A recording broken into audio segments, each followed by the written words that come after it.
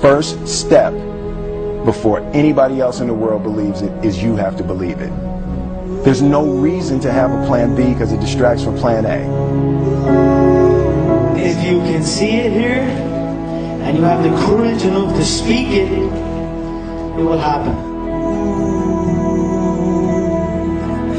You see what I'm saying? You want to be in a dominating point, okay? So what we got to do is we got to get you thinking. We got to get you thinking like the dominators think. How do they act? How does Warren Buffett act? What does Warren Buffett do with his time all the time? Those are the people I study today. I don't study the people that I went to school with, the teachers I went to school with. I don't even study my own family members. Okay? I'm looking for people that are way up here that I can say, hey, what are they doing? Because they're doing it right. So I look to surround myself with people that can dominate, people that are certain, okay? People that know what they're doing, people that are in control.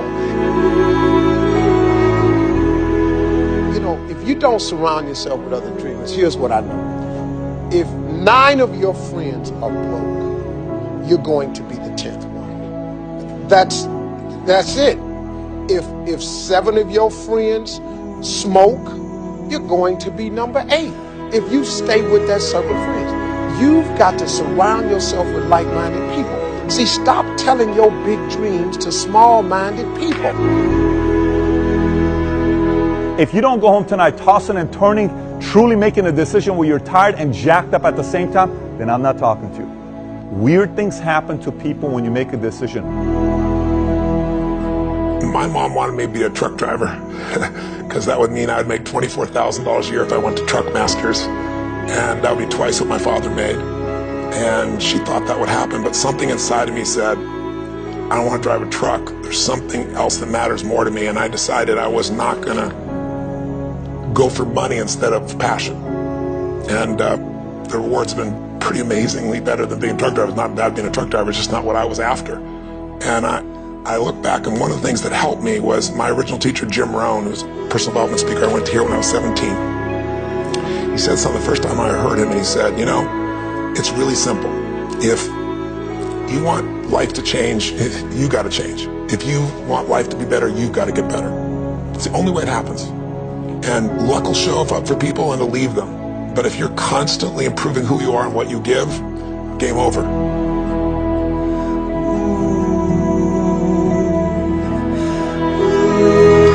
So look, if I can do this, you can do this, but it's going to be hard if you don't change your mind. You got to change.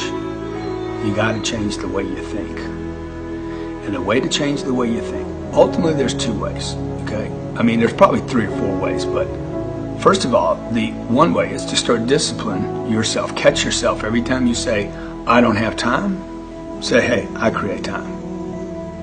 Every time you say, I don't have money, I create money. I put the third eye on Einstein's forehead because I respect him as a visionary and a person that can see what doesn't exist in most people's eyes. Most of you guys focus on all of the things that you can see. A visionary specializes. Only those who can see the invisible can do the impossible. Only those that can see the invisible. How do you see something that doesn't exist? You have to be a visionary. You have to be a person that can say, yo, I just seen something. I'm talking about people that really want to figure out how to move themselves forward. And, you know, I find that so many of us think that our dreams are unreachable or unrealistic, and it's just so sad. I mean, people think that their dreams disappear. And if that's what you think, congratulations, you're officially stuck. And the truth is that our dreams are always there, and they don't ever give up on us. We give up on them. But here's the secret. If you just force yourself, and I mean force, because I know damn well none of you want to do anything about this, but if you just force yourself to take a couple small steps, there's always a surprise. Everything I've ever done started with a fear. That fear of having a dream, and that fear of, oh, I can't dream that, you know, I'll never be able to do that. Right. You know, it was important to know that, yes, you can have that dream, but you have to know, honestly, what it's going to take for you to achieve that dream. And so then I came up with the quote, and it goes for everybody, all genders, all races. You know, don't be afraid to close your eyes and dream, but then you have to open your eyes and see the reality of what it's going to take for you to achieve that dream. And a lot of people, they kind of see, whether it's musicians or athletes or entertainers or even just successful people, but they don't understand the thing that it takes for them to get to the point that they've gotten. And you know, that's why it's a very important quote to me, and I think it, you know, it has inspired people, and it inspires me every day. See, this is what people do. They set a target. You remember when you were a kid and you set targets that were big, giant, had nothing to do with reason? They were giant, right? And then you had some difficulty getting to it, and somebody said what? Dude, your goals are unrealistic. You need to drop your goals down. And add 40 years and end up with nothing. Certainly not congruent with your potential.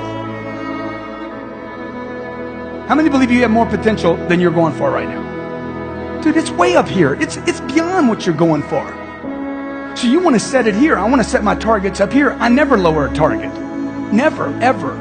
That's my target. I'll fail on my target. My whole lifetime I might fail on that target, but I won't let it go.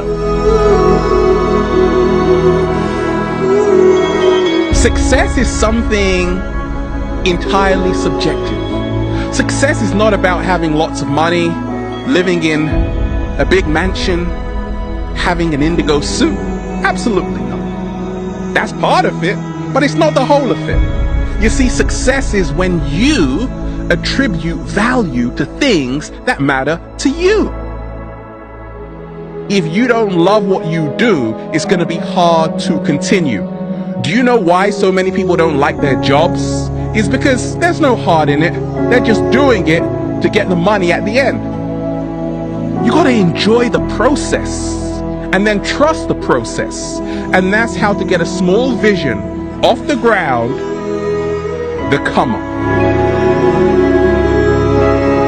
I was very, very lucky to find it, you know, when I was 7 or 8 years old, and you know, and fortunately, my children have found their passion. One son loves farming like nothing else. One son loves music like everything else, and all three of them love philanthropy and what they get to do.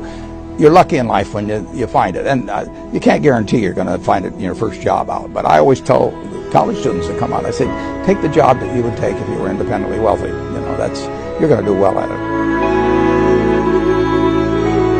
Passion often is linked with purpose. What I love to do is often what I should do. We have been created within us the capacity to have things that we enjoy greatly, and a lot of times there is a definite relationship between what I am in love with and what I should be doing. We are created and wired in such a way that passion and purpose many times comes together, and passion is the great energizer. Once you have passion, you have energy.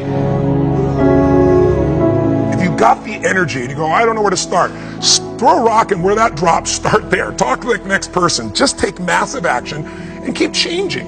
If you want to speed up the result, you find someone who's already getting the result you want. They've lost 30 pounds. Do what they did. They have a relationship that's passionate 20 years later. Let's figure out what they're doing. That's the way that you do it. And then the third thing is, if you really know what you want and you're obsessed by it, you got all this energy and drive, and you're taking massive action, you're changing your approach, you're doing what works, the third thing we need is grace. Whatever you move toward, if you move toward success seems to start coming your way. So figure out what you could do to make the move, to begin the early qualifications and then sustain the qualifications, and success is yours and health is yours and all valuable things.